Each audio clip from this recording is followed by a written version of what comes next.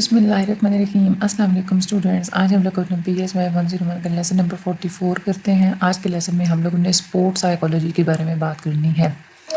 Sport psychology اور یا جو ایکسرسائز سائیکالوجی ہوتی ہے، یہ اے پی اے کی یعنی کہ امریکن سائیکولوجیکل ایسوسی ایشن کی ڈویژن نمبر 47 میں اس کو اسٹڈی کیا جاتا ہے۔ یہ سائیکالوجی کی وہ برانچ ہوتی ہے جس میں کسی بھی کھلاڑی کی ایتھلیٹک یا جو سپورٹ پرفارمنس ہوتی ہے اس کے اندر جو سائیکولوجیکل ویریبلز ہوتے ہیں ان کو پریڈکٹ کرنا، ان کو انڈرسٹینڈ کرنا، ان کو ڈسکرائب کرنا، یہ سب کچھ اس کے اندر اسٹڈی کیا جاتا ہے۔ اسپورٹ سائیکالوجی کو ہم لوگ کہہ سکتے ہیں کہ سائیکالوجی کے مختلف پرنسپلس کو لاگو کر کے ہم لوگ اسپورٹ کی پرفارمنس کو دیکھتے ہیں اور سائیکالوجی کا کیا افیکٹ ہوتا ہے پرفارمنس کے اوپر، اور پرفارمنس کو امپروو کرنا، اسپورٹ پرسن کو زیادہ اسٹرانگر اور زیادہ کانفیڈنٹ فیل کروانا، یہ سب کچھ اسی سائیکالوجی کے اندر ہوتا ہے۔ اس میں جو سائیکولوجیکل پرنسپلز یوز ہوتے ہیں اسپورٹس کے لیے اور فزیکل ایکٹیویٹی کے لیے، یہ سکلز ڈیولپمنٹ کے لیے استعمال کیے جاتے ہیں۔ اگر ہم لوگ اسپورٹ سائیکالوجی کی ہسٹری کو دیکھیں تو مینلی یہ یورپ میں اوریجنیٹ ہوئی تھی اور پھر اس کے بعد یو ایس میں بہت زیادہ پھیلتی چلی گئی تھی۔ شروع میں جو پراپر رپورٹ ریسرچ کی گئی تھی اسپورٹس سے ریلیٹڈ، وہ نورمان ٹرپلٹ نے کی تھی 1897 میں۔ تو یہ نیم آپ نے یاد کرنا، یہ بہت امپورٹنٹ ہے، آپ کا یہ MCQs آ سکتا ہے، ٹھیک ہے۔ انہوں نے جو سائیکلسٹ ہوتے ہیں نا ان کی پرفارمنس کو انالائز کیا تھا ڈفرینٹ سوشل فیسلٹیز کے ہوتے ہوئے۔ اس پرپز کے لیے انہوں نے ایک تو فیلڈ آبزرویشن کا بھی استعمال کیا تھا، یعنی کہ جو سائیکلسٹ پرفارم کر رہے تھے ان کو خود بھی آبزرو کیا تھا، اور کچھ سیکنڈری ڈیٹا یعنی کہ پہلے کے جو ریکارڈ وغیرہ ہوتے ہیں ان کا بھی استعمال کیا تھا۔ انہوں نے یہ کہا تھا کہ کمپیٹیٹرز کی موجودگی میں سائیکلنگ پرفارمنس زیادہ اچھی ہوتی ہے۔ ظاہر سی بات ہے، جب ہم لوگ کسی کے ساتھ مقابلہ کر رہے ہوتے ہیں تو ہم لوگ پرفارمنس اچھی دیتے ہیں۔ کوئی اکیلے میں سائیکل چلا رہا ہے تو اس کی پھر پرفارمنس کچھ زیادہ اچھی نہیں ہوگی۔ کولمان رابرٹس گریفتھ کو فادر آف اسپورٹ سائیکالوجی کہا جاتا ہے نارتھ امریکہ میں۔ یہ بہت امپورٹنٹ آپ کا یہ بھی MCQs ہے۔ یہ سب سے پہلے انہوں نے ہی اسپورٹ سائیکالوجی لیبارٹری بنائی تھی یونیورسٹی آف الینئس میں۔ جو سائیکو موٹر اسکلز ہوتی ہیں اور اس کے بعد موٹر لرننگ یعنی کہ موومنٹ وغیرہ، ہاتھوں پاؤں کو کیسے موو کرنا ہے، اور ان کا پرسنالٹی ویریبلس کا اور فزیکل پرفارمنس میں جو ریلیشن شپ ہوتا ہے اس کو انہوں نے اسٹڈی کیا تھا۔ اس کے بعد 1950 سے لے کے 1980 کو اسپورٹ سائیکالوجی 1950 سے لے کے 1980 تک اسپورٹ سائیکالوجی کے فارمیٹیو ایئرس کا ایک یہ پیریڈ مانا جاتا ہے۔ اس میں اسپورٹ سائیکالوجی بڑی اچھی طریقے سے اس کی فارمیشن ہوئی تھی۔ اسپورٹ سائیکالوجی کی پھر ایز اے سیپریٹ ڈسپلن بھی لیا گیا تھا، یعنی کہ ایک اور جو ہوتا ہے ایکسرسائز فزیولوجی، ٹھیک ہے، اس میں فزیکلی ایکسرسائزز وغیرہ کرواتے ہیں۔ اس کے بعد موٹر لرننگ یعنی کہ موومنٹ سے ریلیٹڈ جتنی بھی لرننگ ہوتی ہے اس سے ہٹ کے اسپورٹ سائیکالوجی کو ایک الگ ڈسپلن کی طرح اس کو متعارف کروایا گیا تھا۔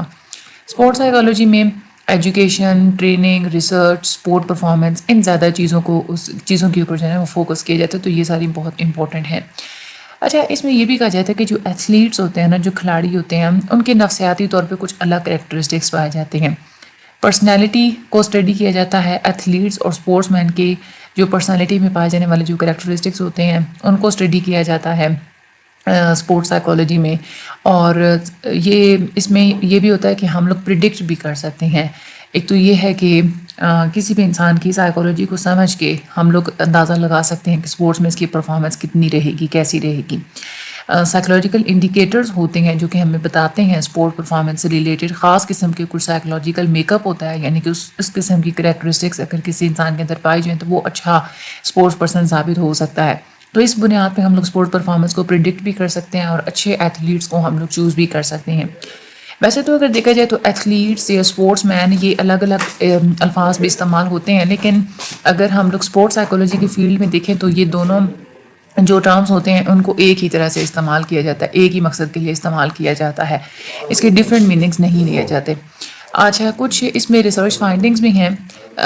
اس میں ریسرچ سے یہ بات سامنے آئی ہے کہ جو نان ایتھلیٹس ہوتے ہیں نا ان کے مقابلے میں جو ایتھلیٹس ہوتے ہیں ان کے ہائی سکور ہوتے ہیں اسرشن کے ٹیسٹ میں۔ اسرشن کا مطلب ہوتا ہے کسی چیز کا دعویٰ کرنا۔ ڈومیننس کے ٹیسٹ میں، یعنی کہ ڈومیننٹ پرسنالٹی ہوتی ہے نا کسی کی، اس کے بعد ایگریشن ٹیسٹ میں اور need for achievement, in test میں جو ایتھلیٹس ہوتے ہیں ان کا سکور ہائی آتا ہے۔ MCQs یہ آپ لوگوں کو بہت امپورٹنٹ ہے۔ اس کے علاوہ اینزائٹی لیول، ڈپریشن، فٹیگ، یہ والے جو ٹیسٹ ہوتے ہیں نا ان پہ ایتھلیٹس کا جو اسکور ہوتا ہے وہ لو آتا ہے، کیونکہ ان کو انزائٹی ڈپریشن جیسے مسئلے نہیں ہوتے، فیٹیگ یعنی کہ تھکاوٹ بھی ان کو زیادہ محسوس نہیں ہوتے، وہ ٹرینڈ ہو چکے ہوتے ہیں۔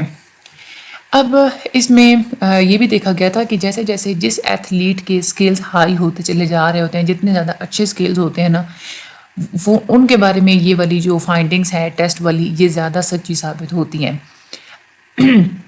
اس کے بعد یہ بات بھی دیکھی گئی ہے، کچھ سپورٹس ہوتی ہیں جیسے ہاکی ہو گیا، فٹ بال ہو گیا، یہ والی جو سپورٹس ہوتی ہیں نا ان کو کھیلنے والے جو کھلاڑی ہوتے ہیں وہ درد کو زیادہ برداشت کرنے والے ہوتے ہیں as compare to those athletes جو کہ دوسری سپورٹس کھیلتے ہیں جیسے گولف وغیرہ کھیلنا یا بالنگ وغیرہ۔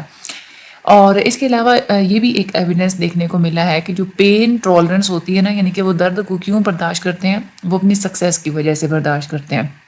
یعنی کہ جتنا زیادہ کوئی کامیاب ایتھلیٹ ہوتا ہے نا اس کے اندر زیادہ ایبلٹی پائی جاتی ہے پین کو ٹالریٹ کرنے کی، کیونکہ ان کو ایک ٹریننگ ہوتی ہے کہ آپ نے پین کو ٹالریٹ کر کے بھی کھیلنا ہے۔ اسپورٹس کی پرفارمنس کو انہینس بھی کر سکتے ہیں اور میکسیمائز بھی کیا جا سکتا ہے۔ اسپورٹس سائیکولوجسٹ کا یہ ٹاسک ہوتا ہے کہ یہ جو اسپورٹس مین کو جو مختلف ٹریننگ دینے والے لوگ ہوتے ہیں، کوچز وغیرہ ہوتے ہیں، ٹیم مینیجرز ہوتے ہیں، ان کی ہیلپ آؤٹ کرتے ہیں۔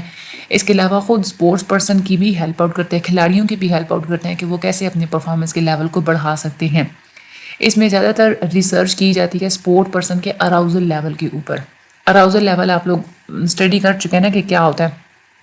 اسپورٹ سائیکولوجسٹ نے اور بھی مختلف ایریاز کے اندر کام کرتے ہیں، موٹیویشن کو انہینس کرنا، لرننگ مطلب ریلیکسیشن ٹیکنیک سکھانا، اسٹریس مینجمنٹ سکھانا، اس کے بعد پین کو کنٹرول کرنا، پین کو مینیج کرنا، اینزائٹی کو اوور کم کرنا، یہ سب کچھ بھی، اور اسٹیمنا انہینس کرنا، پرفارمنس کو امپروو کرنا، یہ سب کچھ بھی اسپورٹ سائیکولوجسٹ کرتے ہیں۔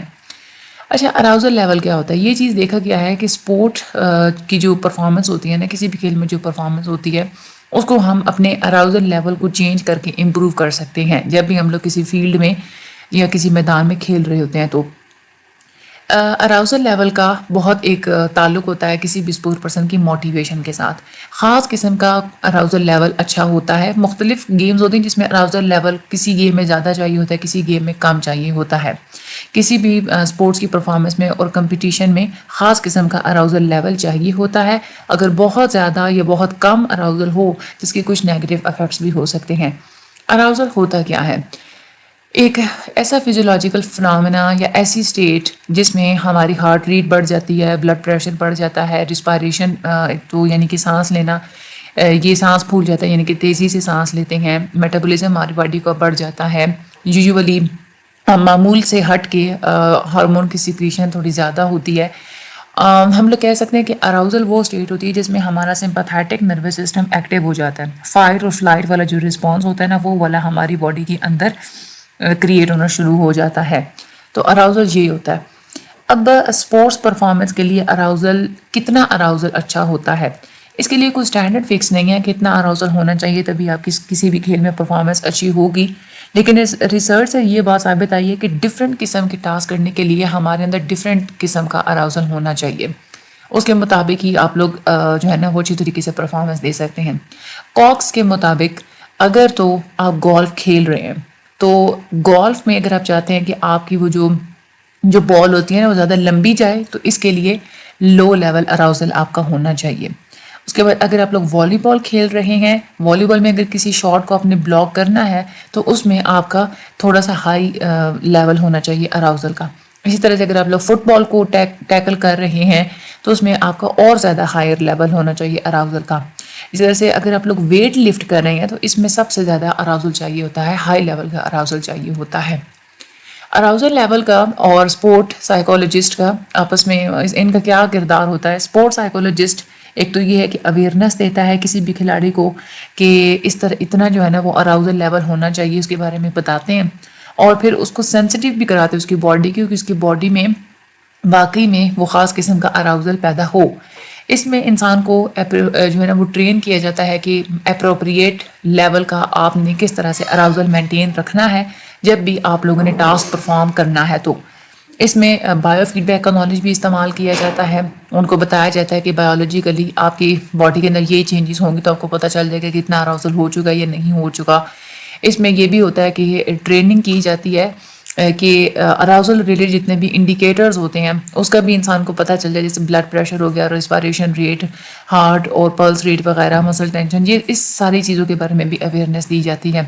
اور بھی بہت سارے ایویڈنسز اویلیبل ہیں ایسے ہمارے پاس، جس سے یہ بات ثابت شدہ ہے کہ ہیومن بینگز کسی نہ کسی حد تک کچھ اپنے انوالنٹری فنکشنز کو بھی کنٹرول کر سکتے ہیں۔ جیسے اراؤزل کا جتنی بھی سچویشنز ہوتی ہیں، ویسے تو اگر دیکھا جائے تو انسان اپنے بلڈ پریشر کو، ہارٹ بیٹ کو کنٹرول نہیں کر سکتا، لیکن کسی نہ کسی حد تک ان کو اگر ٹریننگ کروائی جائے تو وہ کنٹرول کر سکتے ہیں۔ اسپورٹس سائیکولوجسٹ اسی چیز کے اوپر ہی بات کرتے ہیں۔ اس کے بعد ایک اور چیز مینٹل پریکٹس بھی کروائی جاتی ہے۔ اسپورٹس سائیکولوجسٹ کیا کرتے ہیں کہ اسپورٹس پرسن کی ہیلپ آؤٹ کرتے ہیں کہ آپ پیک پرفارمنس کیسے دے سکتے ہیں۔ اسپورٹس سائیکولوجسٹ نے مختلف قسم کی اسٹریٹجیز بنائی ہیں ایتھلیٹس کی ہیلپ آؤٹ کرنے کے لیے، تاکہ وہ پیک پرفارمنس کو ایک تو حاصل بھی کر سکے اور مینٹین بھی کر سکے۔ اس میں مینٹل پریکٹسز جو استعمال کی جاتی ہیں، اس میں امیجری کو استعمال کیا جاتا ہے۔ امیجری کے اگر آپ لوگوں کو یاد ہو، مینٹل امیجز کا ہم لوگ استعمال کر چکے ہیں۔ اس میں انسان کیا ہوتا ہے کہ امیجینیشن کر کے ہے نا وہ اس کی ٹریننگ کروائی جاتی ہے۔ اس کے علاوہ بھی اس کو کچھ فزیکلی بھی کچھ پریکٹسز وغیرہ کروائی جاتی ہیں، جس کی مدد سے وہ اسکلس سیکھ سکتا ہے، اپنے اسکلس کو امپروو بھی کر سکتا ہے، اپنی پرفارمنس کو مینٹین بھی رکھ سکتا ہے۔ اسپورٹ کی پرفارمنس کو بہتر بنانے کے لیے مینٹل پریکٹس کا استعمال کیا جاتا ہے۔ مینٹل پریکٹس کا استعمال کا مطلب یہ ہے کہ انسان خود کو امیجن کرتا ہے کہ میں واقعی میں ایکچوئل فیلڈ میں موجود ہوں، اور پھر مینٹلی اس ٹاسک کی ریہرسنگ کرتا ہے۔ مینٹل پریکٹس میں کچھ فنکشنز ہوتے ہیں، اس میں ٹاسک مین یہی ہوتا ہے کہ مینٹلی ریہرس کرنا ہوتا ہے، اور اس میں انسان ایک ایسا امیج بنا لیتا ہے اپنے مائنڈ میں جو کہ بعد میں واقعی میں ہونا ہوتا ہے۔ فار ایگزامپل اگر اس کو لگتا ہے نا کہ انڈیا کے میدان میں بعد میں کھیلنا ہے، تو وہ امیجن یہی کرے گا کہ میں انڈیا کے میدان میں کھیل رہا ہوں۔ اس طریقے سے امیجنیشن کروا کے تو اس سے جو ہے نا وہ ریہرسل کروائی جاتی ہے۔ اور اس کے علاوہ وہ والی نیگیٹو تھاٹس جو کہ کسی بھی پرفارمنس کو کم کر سکتی ہیں یا انٹرفیئر کرتی ہیں، ان تھاٹس کو کم کروایا جاتا ہے۔ اور اس کے علاوہ اسپورٹس پرسن کو اپنی ٹیم کے ساتھ بھی ریہرس کروایا جاتا ہے، اور اس میں جو بھی ہمارا جو اسپورٹ پرسن ہوتا ہے وہ کچھ ریئلسٹک گولز بھی سیٹ کر لیتا ہے۔ تو اس سے مینٹل پریکٹس سے یہ بھی ہوتا ہے کہ وہ کچھ گولز سیٹ کر سکتے، اس کو پتہ ہوتا ہے کہ میری اتنی پرفارمنس زیادہ اچھی ہو سکتی ہے، اتنا کچھ میں نے سیکھا، تو اس کی بیس پہ وہ کچھ ریئلسٹک گولز بھی سیٹ کر سکتا ہے۔ اس کے بعد ایک فینامنا ہوتا ہے home field advantage. Home field advantage کا کیا مطلب ہوتا ہے کہ اپنے گھر کے پلے گراؤنڈ میں کھیلنا۔ تو یہ چیز بھی سامنے آئی ہے کہ جب بھی کوئی انسان اپنے گھر میں گراؤنڈ میں کھیل رہا ہوتا ہے نا، تو وہ زیادہ اچھی پرفارمنس دیتا ہے اور زیادہ ریلیکسڈ ہوتا ہے۔ لیکن اس چیز کے پیچھے کوئی 100% سالڈ سپورٹ اویلیبل نہیں ہے، مکس فائنڈنگز موجود ہیں اس چیز کے بارے میں۔ یہ چیز بھی دیکھی گئی ہے کہ جب ہماری اپنی ہی ٹیم کے کچھ لوگ یا ہمارے جو سپورٹرز بہت زیادہ ییل کریں، بہت زیادہ چیخیں چلائیں، اسکریمنگ کریں، تو اس سے بھی میکسیمم ایفیشنسی سے انسان تھوڑا مطلب اراؤزل جو لیول ہوتا ہے نا وہ اتنا زیادہ بڑھ سکتا ہے کہ میکسیمم ایفیشنسی سے ہٹ جاتا ہے۔ اس کے پھر جو ہے نا وہ نیگیٹو افیکٹس ہمیں دیکھنے کو ملتے ہیں ہوم گراؤنڈ میں کھیلنے سے۔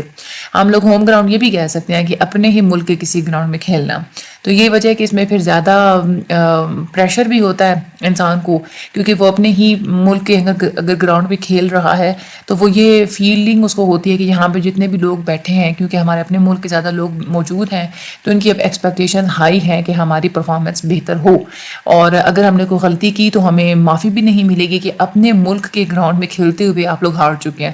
تو اس طریقے سے جو ایتھلیٹ ہوتا ہے زیادہ پریشر فیل کرتا ہے، اور اس وجہ سے زیادہ ناکامی کے چانسز بڑھ جاتے ہیں۔ یہ بھی دیکھا گیا ہے کہ جتنے بھی ایتھلیٹس، جتنے بھی کھلاڑی ہوتے ہیں، ان میں 20% فزیکل اور 80% مینٹلی جو ہے نا ان کے اندر لیول آف کمپٹیشن ڈفرینٹ ہوتا ہے۔ مینٹل پریکٹس سے یہ چیز سکھائی جاتی ہے کہ وہ مینٹلی خود کو کیسے پریپیئر کر سکتے ہیں۔ مختلف قسم کی اس کے لیے اسٹریٹجیز استعمال کی جاتی ہیں۔ سیلف کانشیسنس کو اوور کم کروایا جاتا ہے، کچھ ٹیکنیکس استعمال کی جاتی ہیں اس سے ریلیٹڈ ٹریننگ میں کہ انسان اپنے سیلف کانشیسنس کو اوور کم کرے، اوور تھنکنگ وغیرہ نہ کرے۔ اس کے بعد لرننگ اور سپورٹ پرفارمنس کے کچھ پرنسپلس بھی سکھائے جاتے ہیں، جیسے اوپرنٹ کنڈیشننگ ہم نے دیکھی تھی، تو پازیٹیو ری انفورسمنٹ کو رکھا جاتا ہے تاکہ پیک لیول کی پرفارمنس کو حاصل کرنے کے لیے انسان کو مینٹین کیا جائے۔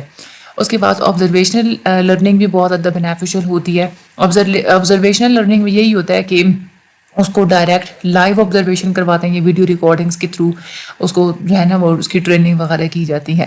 اس کے بعد اسٹریس مینجمنٹ اور انزائٹی کو اوور کم کرنے کے لیے بھی مختلف قسم کی ٹیکنیکس ہوتی ہیں، جیسے ریلیکسیشن ٹیکنیکس ہوتی ہیں، نیوٹریشن اچھی کی جاتی ہے، انسان کے اندر کوگنیٹیو انٹرونشنز کے تھرو مطلب اس کو سوچ کو بدلا جاتا ہے، اس کے اندر آپٹیمزم ڈیولپ کی جاتی ہے، امید جو ہے نا وہ ڈیولپ کی جاتی ہے۔ اور سیلف ٹاک یعنی کہ خود سے بات کرنا، اس سے بھی انسان اپنی انزائٹی کو کم کر سکتا ہے۔ تو یہ والی کچھ مینجمنٹ ٹیکنیکس بھی انسان کو سکھائی جاتی ہیں۔ اس میں یہ جو ٹیکنیکس ہیں یہ آپ کو مائنڈ میں تو ہونی چاہیے۔ پرنسپلز آف لرننگ، بس یہ تو آپ کو پتہ ہی، ہم لوگ کا کئی دفعہ ہم لوگ اس کو پڑھ چکے ہیں۔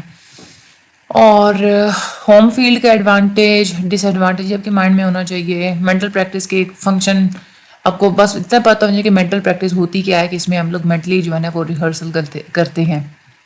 اچھا، اس کے علاوہ یہاں پہ اراؤزل لیول کا کیا کردار ہوتا ہے، کون سی گیم میں کتنا اراؤزل لیول چاہیے ہوتا ہے، یہ بہت امپورٹنٹ ہے۔ اراؤزل ہوتا کیا ہے، اس میں کیا کیا ہوتا ہے، یہ والے سارے فیکٹرز آپ کو یاد ہونے چاہیے، کہ ہم لوگ پچھلے لیکچرز میں پڑھ بھی چکے ہیں۔ آگے اسپورٹس سائیکولوجسٹ کن کن ایریاز میں کام کرتے ہیں، یہ سارے ایریاز آپ کو یاد ہونے چاہیے۔ اس کے بعد اسپورٹس پرفارمنس کو میکسیمائز کروایا جاتا ہے، انہینس کروایا جاتا ہے۔ یہ تو جنرل سی چیزیں ہیں، جیسے جیسے آپ لوگ پڑھیں گے نا تو آپ لوگوں کو یاد آ جائے گا۔ یہ ایم سی کیوز بہت امپورٹنٹ ہے، ایتھلیٹ کے ہائی اسکور کس ٹیسٹ پہ ہوتے ہیں اور لو اسکور کس ٹیسٹ پہ ہوتے ہیں، یہ آپ لوگوں نے اچھے طریقے سے یاد کرنا ہے۔ اور باقی اس میں ہاں، یہ subject matter of sports psychology, یہ 4 پوائنٹس یہ آپ لوگوں نے یاد کر لینے ہیں۔ باقی اس پوری کو آپ لوگوں نے 1 سے 2 دفعہ ریڈ آؤٹ کرنا ہے، آپ کو سارے کے سارے یاد ہو جائے گا۔ مجھے اپنی دعا میں یاد رکھیے گا۔ ڈسکارڈ پہ جن بچوں نے نہیں جوائن کیا وہ پلیز لازمی جوائن کر لیں، کیونکہ واٹس ایپ پہ صرف واٹس ایپ چینل ہے جس میں صرف ویڈیوز شیئر ہو سکتی ہیں، اس میں فائلز وغیرہ شیئر نہیں ہو سکتی، ٹھیک ہے؟ تو ڈسکارڈ پہ آئیں، وہاں پہ آپ لوگ انٹریکشن کریں، دوسرے بچوں سے بات کریں۔ جیسے جیسے آپ آگے ایگزامز آئیں گے نا تو فائنل ٹرم ایگزامز بچے آ کے بتاتے ہیں، تو ڈسکارڈ پہ جب آپ لوگ ہوں گے تو آپ کو فائدہ ہوگا، وہاں پہ آپ لوگوں کو سارے ایگزامس وغیرہ پیپر وغیرہ آپ لوگوں کو مل جائیں گے۔ مجھے اپنی دعا میں یاد رکھیے گا، اللہ تعالیٰ آپ سب لوگوں کی مدد فرمائے، اینڈ اپنا بہت سارا خیال رکھیے گا۔ انشاءاللہ اگلے لیکچر میں ملاقات ہوگی۔ تھینک